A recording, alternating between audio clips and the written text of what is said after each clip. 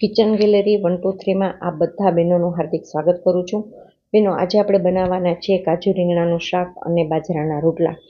અમારે સૌરાષ્ટ્રમાં શિયાળાની કડકડતી ઠંડીમાં આ પ્રકારનું સાત્વિક અને પૌષ્ટિક અને સ્વાદિષ્ટ મેનુ જનરલી વાડીઓમાં બનતું હોય છે. આજે હું તમારી સામે જે શાકની રેસીપી રજૂ કરી રહી છું ને, એ પણ પ્રોગ્રામ અમે વાડીઓમાં જ કરેલું છે. તો ચાલો શરૂ કરીએ આજની આપણી આ રેસીપી.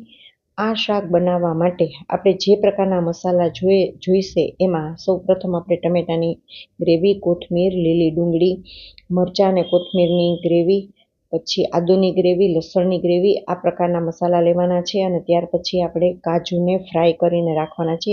આ કાજુ આપણે ઘીમાં ફ્રાય કરવાના છે. અને ત્યાર પછી સિંગદાણા, ગાંઠિયા અને ચવાણું એનો આ રીતનો ભૂકો કરી લેવાનો છે. લીલી ડુંગળી અને સૂકી ડુંગળી પણ લીધી છે, લીલી ડુંગળીના પાન પણ લીધા છે. અને ત્યારબાદ જે નાના રીંગણા આવે છે એ રીંગણાને વચ્ચે કાપા પાડી અને તેલની અંદર ફ્રાય કરી લીધા છે. બીજી બાજુ આપણે આની સાથે જે ખાવા માટે રોટલા બનાવવાના છે, એ રોટલા બનાવવાનું કામ પણ જોરશોરથી ચાલુ જ છે. તો આ પ્રકારના આપણે મસાલા રેડી રાખવાના છે. હવે આપણે તેલ મૂકીશું. તેલમાં સાધારણ જ બીજા કોઈ પણ પ્રકારના મસાલા નાખ્યા વગર ખાલી રાઈ મેથીથી જ એનો વઘાર કરવાનો છે. સૌ પ્રથમ એમાં નાખ્યું છે આપણે લીલી ડુંગળી અને હવે ઉપરથી હિંગ નાખી છે. જો અમુક પ્રકારના શાક છે ને એ અમુક રીતે જ બનતા હોય છે. એટલે પહેલાં એની અંદર લસણ નાખ્યું, લીલી ડુંગળી નાખી અને જો હિંગ તો એ પાછળથી નાખી છે, બરાબર. અને હવે એને બરાબર હલાવવાનું છે. આ ચૂલા ઉપર આમ તો શાક કરતા હોય છે, પણ આ વખતે આ નાના પ્રેમસ ઉપર શાક બનાવવાની પ્રક્રિયા શરૂ છે. ત્યાર પછી એમાં નાખ્યું છે ટમેટાની ગ્રેવી. હવે આ શાક બનાવવા માટે છે ને ધીરજ બહુ રાખવાની છે, કારણ કે આને બહુ જ શાંતિથી ચડવા દેવાનું છે. એકારે બધી વસ્તુ વઘારમાં નાખી નથી દેવાની, 1 by 1 વસ્તુ નાખવાની છે અને એને ફૂલ ચડવા દેવાની છે. જો ત્યાર પછી નાખ્યું એમાં આદુ અને લસણની પેસ્ટ નાખી છે અને બસ નાખતું જવાનું છે, હલાવતું જવાનું છે. અને મીડિયમ ટુ હાઈ ગેસની ફ્લેમ ઉપર આપણે એને ચડવા દઈએ છીએ. બીજી બાજુ જે આપણે ઓલા રીંગણા ફ્રાય કરી લીધા હતા એનો એકદમ છૂંદો કરી નાખવાનો છે અને એ રીંગણાને પણ આ શાકની અંદર ભેળવી દેવાના છે. એટલે આ રીંગણા ચડી ગયેલા રીંગણા છે એ વધારે ચડશે એટલે એકદમ ગળી જશે. અને જેમ જેમ જેમ જરૂર પડતી જાય ને એમ એમાં પાણી પણ નાખતું જવાનું છે. થોડાક ધાણા પણ મેં ઉમેરી દીધા છે. અડધા ધાણા અત્યારે નાખ્યા છે, અડધા ધાણા છેલ્લે નાખીશું.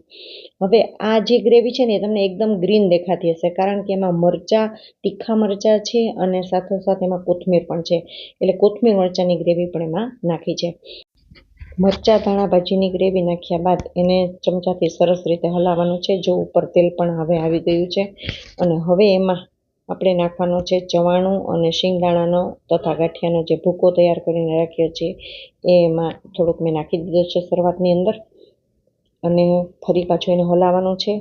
આ પ્રોસેસ ખૂબ જ અગત્યની છે, કારણ કે આ જે ચવાણુંનો ભૂકો છે એ એકસાથે નથી નાખી દેવાનો, પણ થોડો થોડો કરીને આપણે એમાં નાખવાનો છે, જેથી કરીને એ ચોંટી ન જાય.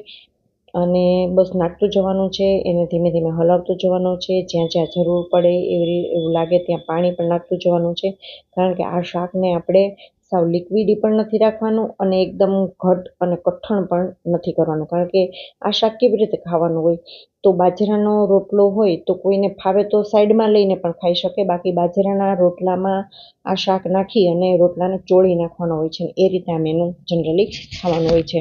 તો તમે જોઈ શકો છો કે ચવાણું, ગાંઠિયા અને માંડવીનો જે ભૂકો કરેલો હતો એ મેં આમાં નાખી દીધો છે. પાછું મને કઠણ થઈ જાય એવું લાગે છે, કારણ કે જે પાણીનો રસો હોય ને એ બધું જ આ સિંગદાણા અને ગાંઠિયાનો ભૂકો છે, ચવાણુંનો ભૂકો છે, એ બધું શોષી લેશે. એટલે આપણે જરૂર પ્રમાણે પાછું પાણી તો એમાં ઉમેરવું જ પડે. અને આ ભૂકો છે ને બેનો, એ એકદમ સાવ ક્રશ નથી કરી નાખવાનો, જરાક કરકરો નાખવાનો છે, બસ. ત્યાર પછી આપણે એમાં નાખ્યું ફરીથી થોડુંક લીલું લસણ પડ્યું હતું તો એ પણ નાખી દીધું. અને નિમક, લાલ મરચું પાવડર અને ધાણા જીરું પણ નાખ્યું છે. જો તમે આ શાકને વધુ લાલ કરવા માંગતા હો તો બીટ પણ નાખી શકો. અને તમે હમણાં જોયું હશે એ પ્રમાણે હવે ઉપરથી નાખ્યું છે એમાં ઘી. અને હવે આપણું મેઇન ઇન્ગ્રીડિયન્ટ્સ એટલે કે ઘીમાં ફ્રાય કરેલા કાજુ જે આપણે સાઈડમાં મૂકેલા હતા એ બધા જ કાજુ આપણે એની અંદર નાખી દીધા છે. ફરીથી આપણે એમાં થોડીક ધાણા ભાજી અને ધાણા જીરું નાખ્યું છે અને હવે ચમચાની મદદથી સરસ રીતે એને હલાવી લઈએ. જો શાકનો કલર પણ કેટલો સરસ મજાનો આવી ગયો છે. હજી તો આમાં બીટ નથી નાખ્યું. જો તમારે શાકનો કલર વધારે લાલ જોઈતો હોય તો તમે આમાં બીટ પણ ખમણીને કે ટુકડા કરીને નાખી શકો છો. સુગંધ તો મિત્રો આની એટલી સરસ આવે છે કે ન પૂછો વાત. એટલે આટલું સરસ મજાનું જોરદાર સુગંધ અને સ્વાદવાળું અદ્ભુત શાક તૈયાર થઈ ગયું છે. શિયાળાની કડકડતી ઠંડી હોય, સાઈડમાં હોય રોટલા અને ભેગું હોય આ શાક, તો એનાથી રૂડું બીજું શું મેનુ હોઈ શકે. તો આપણું આ શાક તૈયાર છે. તમે પણ આવું જ શાક બનાવવાની ટ્રાય કરજો. અને આટલું બધું હેલ્ધી આ ફૂડ છે એટલા માટે પણ મને આ રેસીપી તમારી સામે શેર કરવાનું મન થયું છે. અને હવે આની સાથે ખાવા માટે મેં મોટા લસણના ગાંઠિયા છે એ તેલમાં ફ્રાય કરી લીધા છે.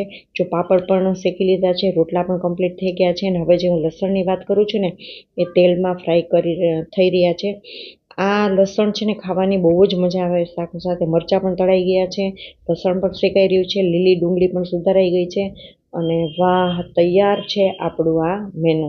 તો રોટલા, શાક, લીલી ડુંગળી, સલાડ, લસણ, છાશનો ગ્લાસ અને પાપડ, કેટલું મસ્ત મજાનું મેનુ છે. તો બહેનો, તમે પણ આવું શાક બનાવવાનો પ્રયત્ન કરજો. તમને મારી આ રેસીપી અને મારી આ રજૂઆત કેવી લાગી એ પણ તમે મને અચૂક જણાવજો. બજારમાં જે પંજાબી શાક મળે છે ને એને ટક્કર મારે ને એટલું સરસ મજાનું આ શાક બન્યું છે. શિયાળાની કડકડતી ઠંડી, આટલું સરસ મજાનું પૌષ્ટિક અને સાત્વિક શાક અને મિત્રોની મોજ હોય પછી ઘટે શું.